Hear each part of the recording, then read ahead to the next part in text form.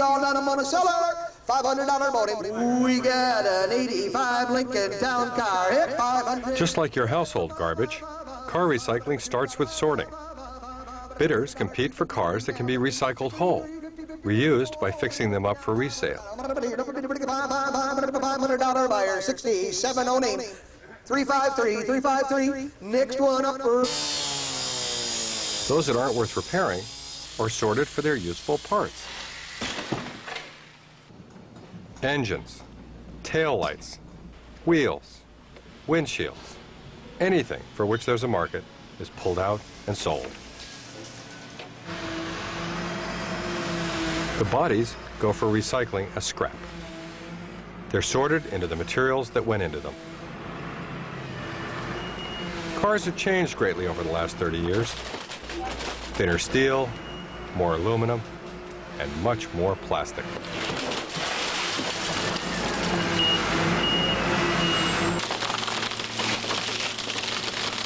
Plastic parts, seats, carpets, dashboards, bumpers, are called fluff.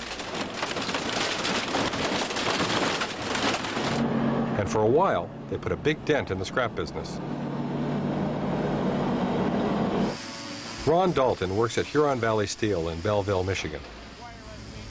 At the beginning, they were able to burn the car so you could get rid of all the fluff.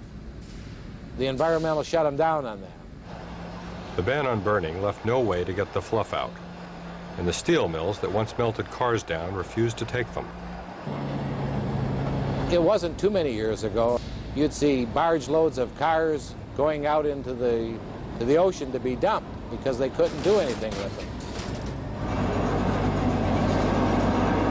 Faced with a product nobody wanted, the industry turned to a new technology, the shredder.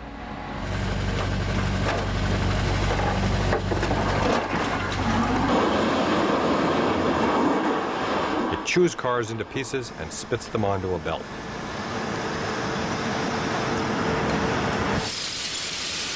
Magnets pull steel pieces out. Heavy liquids sort the stream further. Plastics and light metals float. Heavy metals sink.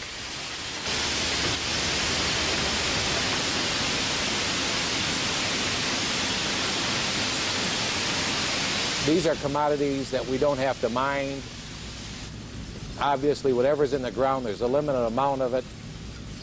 And so it's important that it gets recycled.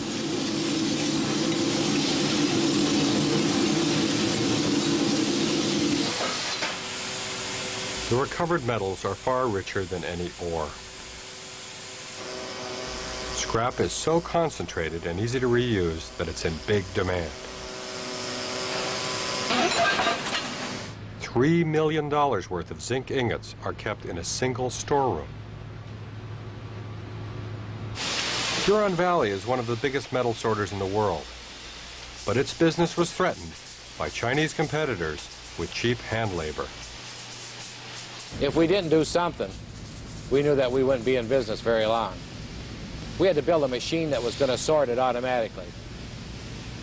The remarkable machine they invented combines a video camera with X-rays. As the belt whizzes by at 500 feet a minute, a computer analyzes the images. It controls a row of air jets timed to hit each piece. The computer locates it, identifies it, and at the end of the conveyor, this blast of air will put it in the specific bin that we want it to go. The pieces fall into separate piles of pure metal, stacked up like coins. It's the ultimate example of self-interested environmentalism. Profit-driven recycling back to the original use. Except for the fluff. There's no market for it. But that much raw material was bound to attract someone's attention. Someone like Mark Lieberman. We are going to change the face of plastic recycling by taking this byproduct, something that has typically been landfilled or discarded, and turning it back into the valuable resource that it once was. Fluff is the residue of plastic auto parts. Lieberman's American Commodities Corporation in Flint, Michigan, has found a way to recycle some of those parts before they hit the shredder. His first success was with a pile of bumper scrap at a Ford plant. We are now able to take that product and restore it to its original specification and utilize that material back within the original intended application, making brand new bumpers. Finding a market at Ford gave him the incentive to go after used bumpers. A bigger source of material, but a tougher challenge. Those parts are very dirty. They have bumper stickers. They have rust proofing. They have a number of different types of paints on them typically. And we had to develop a technology that was going to allow us to remove all of these contaminants to get down to the pure plastic and then restore the plastic. The technology is a tightly held secret. Part of what they've done is to modify a plastics processing machine called an extruder. It melts ground-up bumpers and squirts them out like pasta. Normally, this weakens the plastic. Our particular process does just the opposite. It actually enhances or revitalizes lost properties in these materials, making them new again. The strands are chopped into pellets. Ford buys them for less than it pays for virgin material. They're remelted and molded into new bumpers. In other words, the automobile in 1986 that you may have discarded or trashed or ended up in a wrecking yard could be a component of your 1997 brand new automobile. But what about the mixed bag of plastics in your car's interior? A single Ford door panel once held 17 different kinds. Now it contains only 4. That makes the panels easier to manufacture and easier to recycle later. Automakers may eventually make all plastic parts simple to remove. The strategy is called design for disassembly. It promises a huge business opportunity for the smart recycler.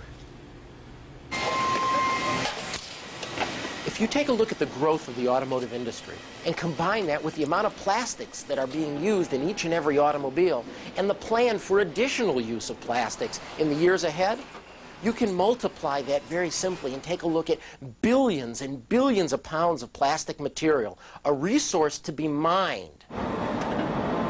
Someday, perhaps, all plastic parts will be recycled before they hit the shredder. But right now, the scrap industry is still searching for a technology like those used with metals. Something that can sort and recycle all this plastic that's been shredded and make new car parts from the mountains of fluff.